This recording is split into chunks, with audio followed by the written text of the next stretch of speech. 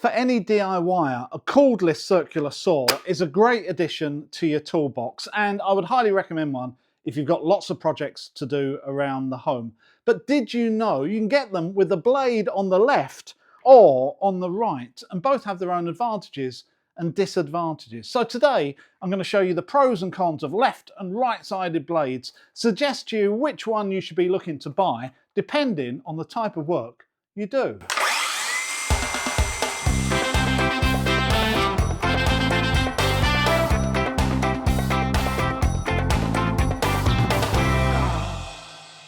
This is the very first circular saw that I ever owned, and I bought it 30 years ago to renovate my very first property.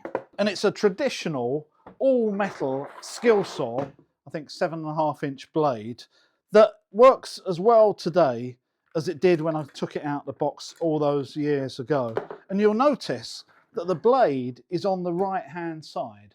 And as soon as I started using it, I remember thinking, why did they put it on the right, away from the side that I'm using it? Because I'm tending to look over the top all the time to try to see what the blade is doing. Then after a bit I just got used to looking at the notch, knowing that the blade is going to follow that. So I sort of got used to it. I didn't think much about it. I just got on and used it, because in those days you didn't have a choice. Fast forward a number of years to a few years ago, and I purchased my cordless DeWalt circular saw. I chose it because I'm obviously on the DeWalt platform. And it was only after I bought it and got it out of the box, I suddenly realised the blade is on the left, which I thought, well, this is great. Now I can actually see the blade and see where I'm cutting after years of trying to guess with my skill saw. And this saw has been so useful, from using it in the car park of DIY stores just to cut down material to get it in the car, to using it in the garden, on fencing, or even here on all kinds of woodwork projects. This has been my main saw for the last 4 years, and you would have seen it in the majority of the 180 videos that I've posted on YouTube. So I think I'm reasonably well qualified now to talk about the pros and cons of the blade now being on the left rather than the traditional right. So first of all, let's look at some very general cutting. And what I mean by general cutting is the sort of cutting you do out here, sort of fencing, rough boxes, stuff that you do in the garage, just sort of work that doesn't have to be millimetre perfect. And one of the great things about a lightweight saw like this is that you can trim the top of a fence once it's in place, because it's so light you can actually manhandle it. I'm not going to do that today. I'm just going to do a couple of very general cuts on this feather edge board. For a cut like this, where I have to cut off more than, say, 100 millimetres or 4 inches, the saw is well supported on both sides until near the end of the cut, where I just make sure I follow through.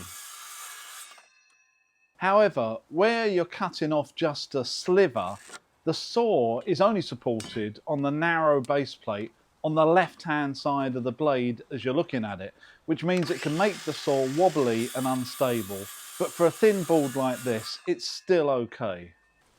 And with practice, even a thicker board you can cut reasonably well without much support, but only if you're not looking for a highly accurate cut.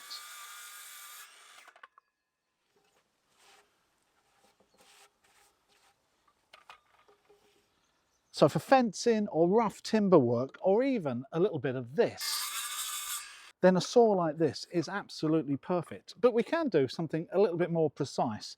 But for that, we're going to need a straight edge. Yes, a straight edge. And the most basic straight edge can be something like this, which is a factory edge of a piece of ply or MDF that you know is exactly straight, that you can run on. A few years ago, I made my own track, particularly for this saw. And all it is a piece of ply with 2 good straight edges glued and screwed to a piece of thin MDF that was originally wider than this. And then with this saw, I actually cut down the edge of the MDF on both sides to give me that track saw, plunge saw type edge that I can cut to. But it doesn't take very long before you realise that using this edge means that it's really got a tendency to wobble. So to get a nice accurate vertical cut, especially if you're cutting through something fairly thick on this side, is almost impossible. Whereas on this side, you've got this nice wide base plate here, which means that the saw has got a good chance of keeping horizontal, and therefore the blade is vertical. you can be sure that you're getting a nice vertical cut. The only problem with that, it means that the piece that you're working on, your workpiece, is to the right of the track and the offcut is to the left. Whereas normally I'd be inclined to hold my workpiece and cut with the saw.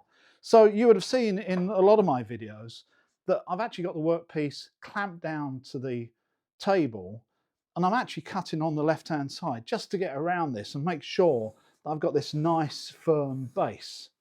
Whether you're running the saw down a homemade track or just a clamped straight edge, using a saw like this with a left hand side blade on the right hand side of the workpiece gives no stability at all, and to get a square consistent cut is almost impossible. So cutting on the left hand side of the workpiece like this is really your only option if you're trying to get things accurate. Whoosh. So what's the problem with cutting on the left hand side like this? Well, first of all, in a minor way, it's not what we're used to doing it. We're used to having the piece that we're working on right in front of us and cutting on the right hand side. That's naturally what you do with a hand saw. So it's a little bit skew, but that's not the end of the world. The two main problems is, firstly, as you might see, you get absolutely covered with sawdust because the blade is right next to you and this particular saw doesn't have an extraction port. And you would have seen that on some of my videos, especially one of my earlier videos where I connected a fencing onto a brick wall.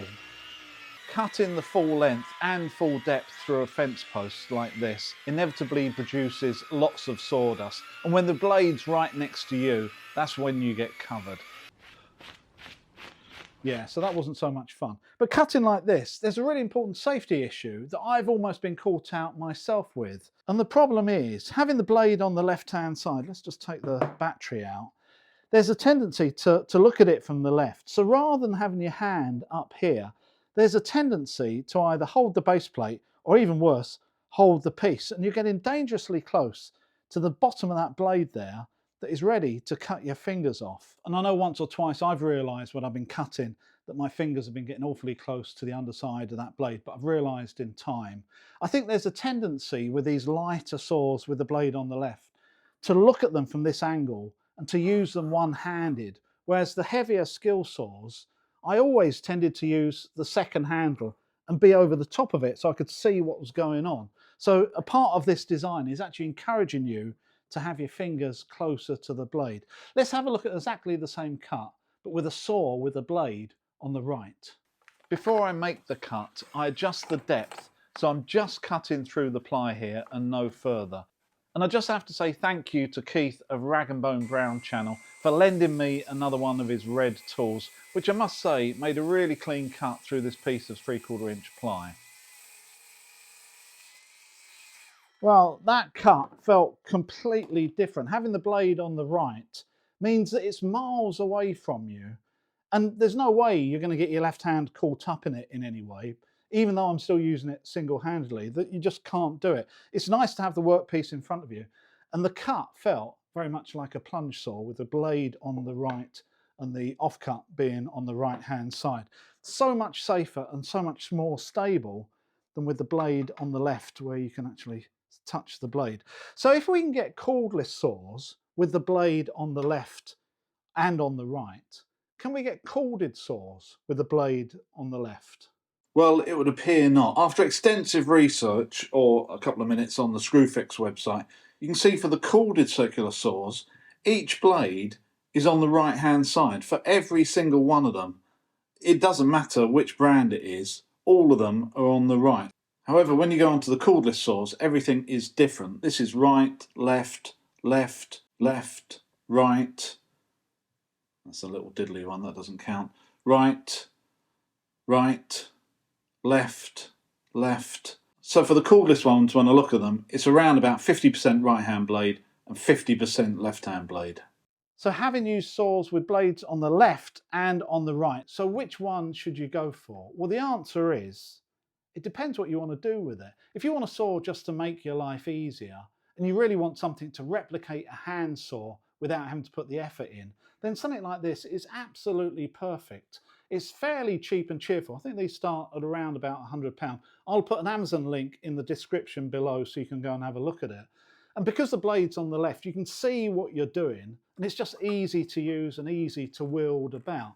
However, if you're doing more woodwork type stuff and you want it more accurate, then you really want to be looking at a saw with the blade on the right hand side. It means that your workpiece is always in front of you and you're cutting on the right like you would be with a handsaw. It's also safer because the blade is away from you, and all those things that we've talked about in the last 10 minutes. However, if your budget pushes to more than one saw, then there is a perfect combination, and that is your light cordless saw and a plunge saw for your more accurate woodwork. This has got the blade on the right hand side and your proper depth adjustment, and obviously it comes with a track, so all your cuts are nice and straight. So I think this is your perfect combination. Something lightweight, mobile, that you can use outside for your rough sawn timber, and then when you're doing your woodwork in your workshop, something a little bit more accurate that's also safer and nicer to use as well. So I hope you've enjoyed this video and you've learned something about right and left hand blades, so when you go and buy yours, you know what you're looking for. I will see you next time.